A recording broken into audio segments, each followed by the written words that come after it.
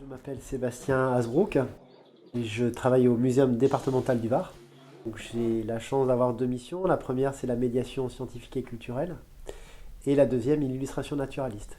Et au muséum départemental, en fait, on défend une culture, c'est ce qu'on appelle la culture naturaliste, la culture scientifique. J'ai eu la chance de rencontrer des livres que l'on pouvait acheter dans le commerce sur des carnets de voyage naturalistes, donc des gens qui allaient dehors prendre trace et garder trace de ce qu'ils pouvaient voir en termes de faune, de flore, de culture aussi humaine. Et de pouvoir par moment rencontrer aussi ces dessinateurs sur le terrain. Et étant passionné par le dessin, j'ai essayé de m'y mettre aussi. La démarche la plus importante pour moi, c'est contempler, observer, prendre du plaisir à l'observation, être dehors, à se confronter à la réalité du froid, du chaud, etc. C'est connaître son sujet, apprendre à finalement l'interpréter avec sa culture, avec le médium qu'on a choisi, et puis après le partager. L'idée, moi, ce que je fais, c'est que je fais des croquis sur place. Si j'ai pas beaucoup le temps, je prends des photos. Je prends les grandes attitudes, les grandes formes de l'oiseau. Voilà, c'est d'essayer d'être le plus rapide possible.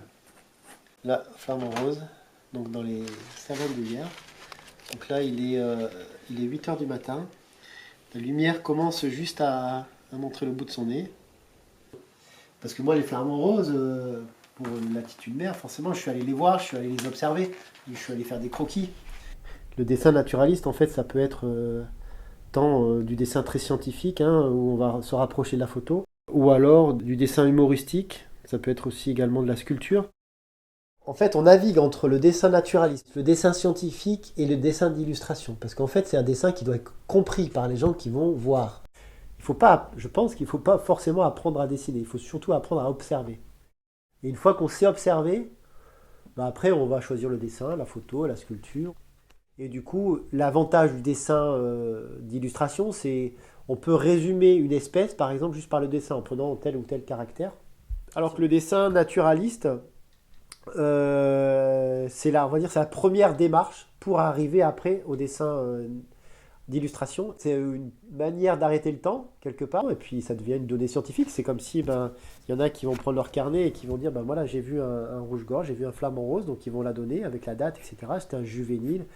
Et les naturalistes, en fait, ils vont faire la même chose avec le dessin. Voilà, j'ai l'impression que c'est une culture qui se perd un peu. Donc moi, l'idée, c'est d'essayer de refaire vivre par le prétexte du dessin, mais c'est surtout aller dehors, en fait, finalement, se confronter à la nature.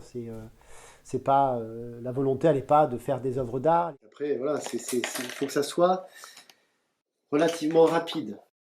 Je vais dessiner une avocette. Voilà, l'avocette, elle va comme ça. Donc ça devient une donnée scientifique. Muséum départemental du Var. Et donc, du coup, on est octobre 2021. Il y a le lieu, il y a la date. Et là, voilà, ça devient une donnée scientifique.